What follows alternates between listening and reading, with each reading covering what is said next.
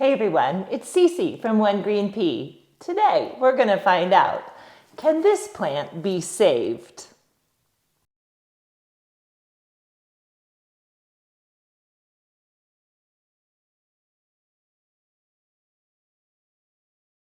While I can certainly admire a lovely Boston fern, this plant was never really on my list of plants that I wanted. But I sort of stumbled upon it and had to try to save it. Last week, I was with my son at a thrift store and I was wandering around as he was looking and saw that they had some house plants potted up and for sale. And that rang all sorts of alarm bells for me because this is not a plant store. There's no one in there watering them or making sure that they're getting light. There's no natural light in the back of a thrift store. And when I saw this Boston fern, I knew it had no chance of living. So I had to buy it and bring it home and see if I could save it. Now, I have actually owned Boston ferns before. I used to buy them when we lived in another state every summer, and I would hang them from the porch and they would get lush and beautiful and wonderful. But at the end of the season, I would simply get rid of them, not knowing that I had cultivated a wonderful plant that I could have brought in my house. So maybe this plant is sort of my attempt to try to erase the mistakes of the past. Okay, so I did some research on indoor Boston fern care. And it's a fern, so you can imagine that it prefers indirect light, filtered light, dappled light, never direct light. But a Boston fern is a little hardier than some of the other ferns and can take a little bit more light. So that gives us more possibilities. It does like a lot of humidity, however. So in my house where I live and I have forced air, I'm gonna have to put it near a humidifier. It also prefers soil that is consistently moist. Now, never wet, the roots will rot, but consistently moist. So a well-draining soil, but also something kind of humusy and rich and organic. So given all of that knowledge, let's take this out of its pot, look at the roots, and then pot it up. Okay, let's take a look at the roots and see what we've got going on here before we go any further. Now I can see here that this guy is quite root bound. So there are roots coming out the drainage holes. There are roots all over the place. So I just want to make sure that the roots are healthy. So I'm going to kind of massage this, see if I can't get him out, and whew, yes, as I suspected, there's a lot of root action going on in there, which is good. Now at this time, I'm not going to divide it. That is the best way to propagate a Boston fern, but I'm not going to do that right now. I don't want it to go through more shock than it's going to go through moving to a new home. I'm going to try to break up these roots a little bit though, so that they will start to open up a little bit. I might have to use my little digger to get in here. It looks like it's been in this pot for a while.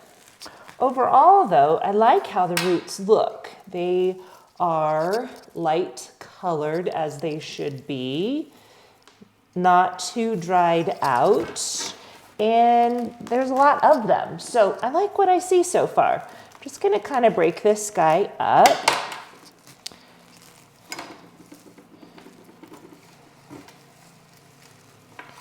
Just again, so that the roots, instead of binding around themselves, they'll spread out.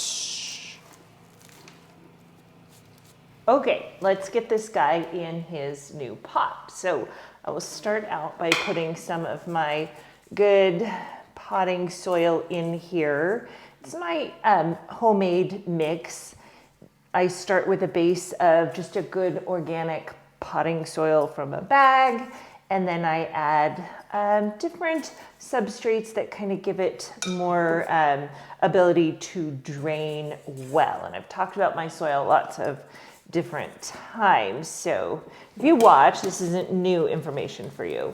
And then I'm going to just tuck him in here. Again, kind of breaking up some of this root action because I don't want it to continue to bind around the plant. I want it to spread out. And by spring, I'm going to be able to divide this guy because I have high hopes, of course, that he's going to live, and have more Boston ferns. Who knew?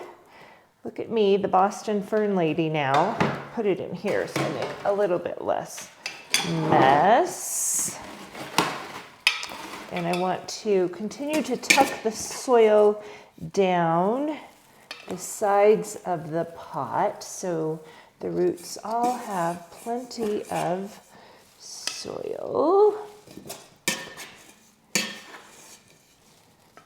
Yeah.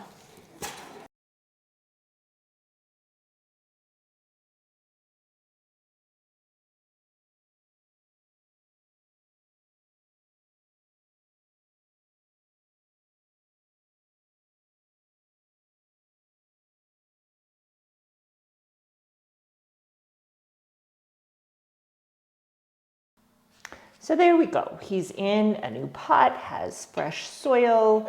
The roots are given a little bit more freedom now to move, and I'm giving him good soaking.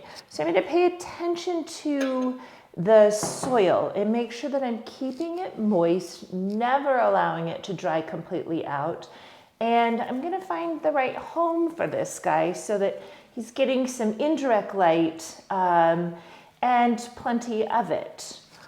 Okay, so some of the problems that do come up with ferns, Boston ferns in particular, sometimes you're going to see browning fronds. This frond here has started to brown on the end, and that's probably due to underwatering or not enough humidity.